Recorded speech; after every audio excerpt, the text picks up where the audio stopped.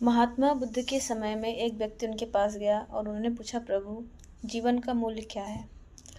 महात्मा बुद्ध ने एक पत्थर दिया और बोला कि इस पत्थर को ले जा कर के इसकी कीमत पता करो, लेकिन इसे बेचना नहीं है। वो व्यक्ति पहले फल वाले के पास गया, उसने कहा इसका मूल्य 12 संतरे हैं। दोबारा वो सब्जी वाले के पास गया, बोले इसका मूल्य 1 बोरी आलू के बराबर है। फिर वो तीसरे व्यक्ति के पास गया जो अनाज का व्यापारी था, उसने कहा इसका मूल्य 1 बोरी अनाज के बराबर है। चौथे व्यक्ति के पास गया जो हीरे का जौहरी था, उसने बोला इसकी कीमत 50 लाख से 2 करोड़ तक है।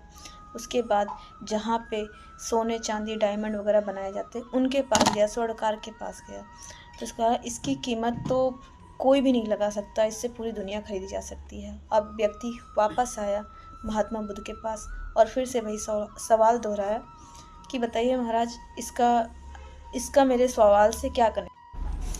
तब महात्मा बुद्ध ने जवाब दिया कि आपने देखा, एक ही पत्थर था और इस पत्थर को आप जिस के पास लेके गए उसने उसकी कीमत अलग अलग तय की। इसी तरीके से आपके जीवन का मूल्य आपके सोचने समझने के नज़रिए पे, आप अपने जीवन को कैसा मानते हो उस पर निर्भर करता है। सामने वाला आपको जैसा देखता है ज़रूरी नहीं कि आपकी कीमत वैसी हो, आपका जीवन का मूल्य वैसा ही हो। ये तो उसकी दृष्टि पे, उसकी सोच पे निर्भर करता है। कभी कभी हम अपने आप को बहुत छोटा समझने लगते हैं, जज करने लगते हैं। दूसरे हमको कुछ बोलते हैं तो हमें बुरा फील होता है, तो हम सोचते हैं कि शायद हम ही ख़राब हैं, लेकिन ऐसा नहीं होता है।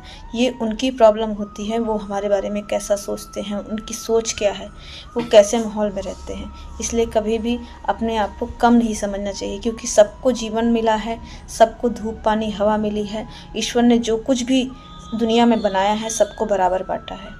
अगर वीडियो अच्छी लगे तो लाइक करना। Thank you.